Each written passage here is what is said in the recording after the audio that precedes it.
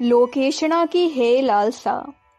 काम वासना की शारीरिक और मानसिक अमर्यादित प्रक्रियाएं व्यभिचार को जन्म देती हैं और उससे स्वास्थ्य, सद्भाव एवं दाम्पत्य जीवन की निष्ठा पर भारी आघात पहुंचता है।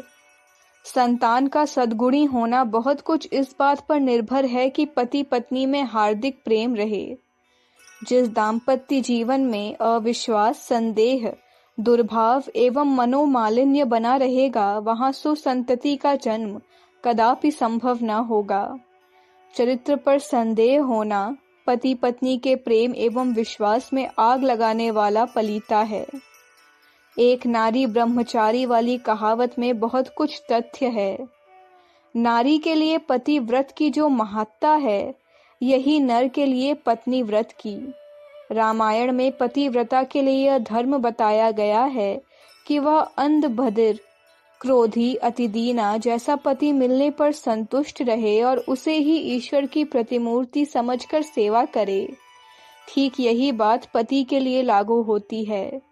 संयोगवश जैसी भी कुछ काली, कानी, लंगड़ी, अंधी, दुर्गुणी, फूहड़, कर्कशा, मूर्ख, रोगी, अपंग नारी मिल गई है, उसे गृह लक्ष्मी देवी की प्रतिमूर्ति समझकर प्रेम पूर्वक निभाए और अपनी इसी छोटी दुनिया से संतुष्ट रहकर कुमार्ग पर मन न दौड़ाए। सुसंतति के अभाव में पारिवारिक जीवन नष्ट होते चले जा रहे हैं और हर पीढ़ी अपनी पूर्व पीढ़ी की अपेक्षा अधिक दुर्गुणी एवं कुसंस्कारी बनती चली जा रही है।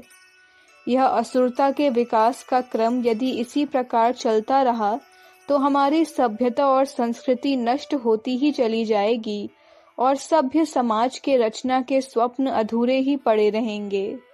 इसलिए हमें यौन सदाचार के लिए प्रबल प्रयत्न करना चाहिए और उसकी जड़ मानसिक असंयम को दूर करना चाहिए। दृष्टिकोण में से वासना को हटाना और अपने दाम्पत्य जीवन को ईश्वरीय आज्ञा मानकर संतुष्ट रहना, जहाँ धार्मिक एवं आध्यात्मिक दृष्टि से भी आवश्यक है, वहाँ समाज की रचना की दृष्टि से भी अनिवार्य है। हम व्यभिचार बुद्धि का परित्याग करके जब बहन भाई के, पिता पुत्री के पवित्र संबंधों में संतोष एवं आनंद का अनुभव करेंगे, तभी यह आशा की जा सकेगी कि हमारा समाज सभ्य बने और जिस स्वर्गीय वातावरण को इस धरती पर अवतरित देखना चाहते हैं, वह आकांक्षा पूर्ण हो। लोकेशणा की प्रवंचना, वित्तेषणा, पुत्रेषणा के अतिरिक्त तीसरी एषणा है लोकेशणा।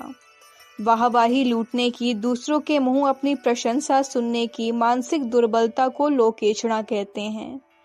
यों उचित मर्यादा में यह वृत्ति भी उचित धन उपार्जन और संयमी दाम्पत्य जीवन की तरह उपयोगी होती है।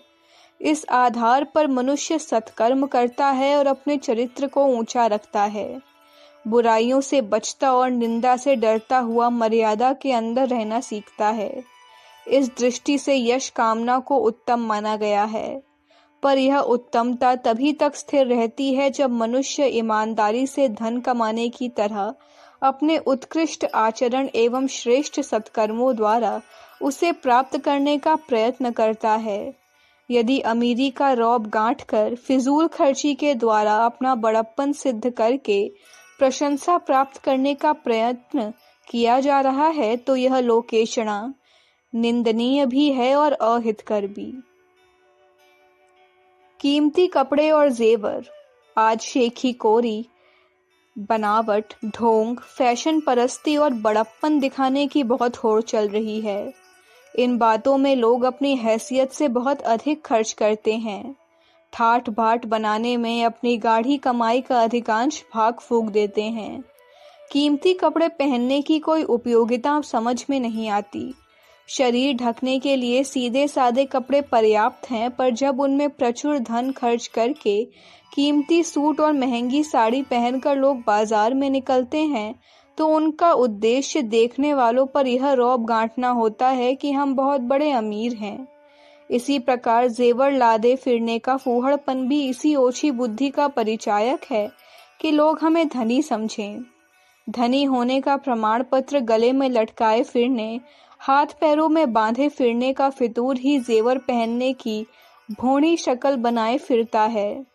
जो धन बैंक में जमा होकर या किसी कारोबार में लगकर दिन दिन बढ़ता रह सकता था और कितने ही लोगों के लिए रोजी रोटी उत्पन्न करने वाला बन सकता था, उसे जेवर में रोक कर पंगु बना देना वस्तुतः लक्ष्मी जी का अपमान है। पैसे की उपयोगिता तभी है जब वह घूमता रहे।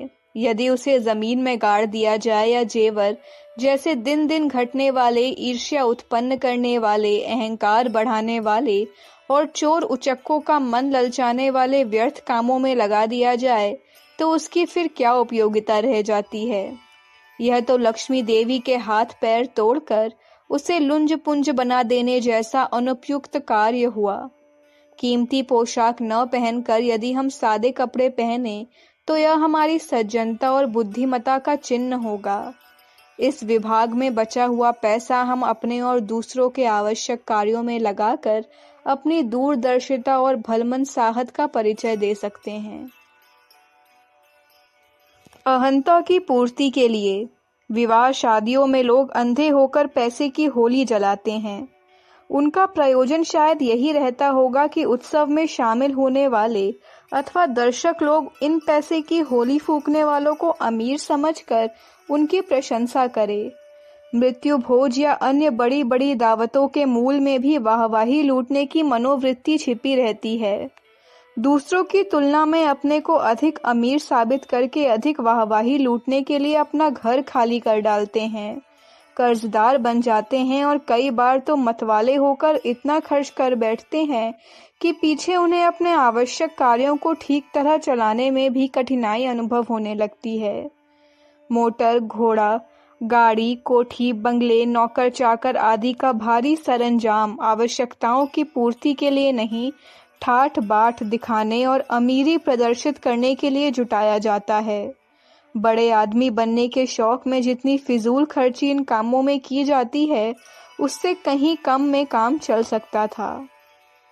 अमीरी प्रशंसनीय नहीं। किसी जमाने में अमीरी बड़प्पन का चिन्ह रही होगी, पर अब जैसे जैसे विचारशीलता बढ़ रही है, अमीरी को घृणा और ईर्ष्या द्वेष की दृष्टि से देखा जाने लगा है। सर्वसाधारण की गरीबी और परेशानी को घटाने में अपनी कमाई को खर्च न करके जो लोग उसका संग्रह करते चले जा रहे हैं, अपने ऊपर अंधाधुंध खर्च कर रहे हैं और वाहवाही लूटने के लिए उसे फूहड़पन के साथ उलीचते हैं, उन्हें स्वार्थी, निष्ठुर एवं मदांध ही कहा जा सकता है। बड़प्पन पाने की आशा से जो लोग यह उद्धतपन करते हों, उन्हें यह बात गांठ बांध लेनी चाहिए कि उनका यह छिछोरापन प्रशंसा का नहीं, निंदा का कारण बनता जा रहा है और वह समय दूर नहीं जब इस प्रकार की मूर्खता अवांछनीय मानी जाने लगेगी। लोग उनसे घृणा करके ही चुप न हो जाएंगे, वरन ऐसे उद्धत प्रदर्शनों का विरोध करेंगे और रोकेंगे। सार्वजनिक जीवन का सत्यानाश, सार्वजनिक संस्थाओं का सत्यानाश इसी प्रवृत्ति ने किया है। पदाधिकारी बनने की हवस में प्रायः सभी महत्वपूर्ण जन संगठन ईर्ष्या और कलह के अखाड़े बने हुए हैं। हर कोई बड़प्पन और पदवी चाहता है, जिसे मिल जाती है वह फिर उसे सदा के लिए छाती से चिपकाए बैठा रहना चाहिए। जिसे नहीं मिलती वह सत्ता प्राप्त को पदच्युत करने के लिए ही नहीं, उस संस्था की प्रगति को ही नष्ट करने पर तुल जाता है। धार्मिक, सामाजिक, राजनैतिक सभी संस्थाएं इस बीमारी का शिकार हो रही हैं और इसी पारस्परिक कलह में अपनी उपयोगिता एवं शक्ति गंवाती चली जा रही है। व्यक्तियों का पतन भी इसी कुचक्र में हो रहा है।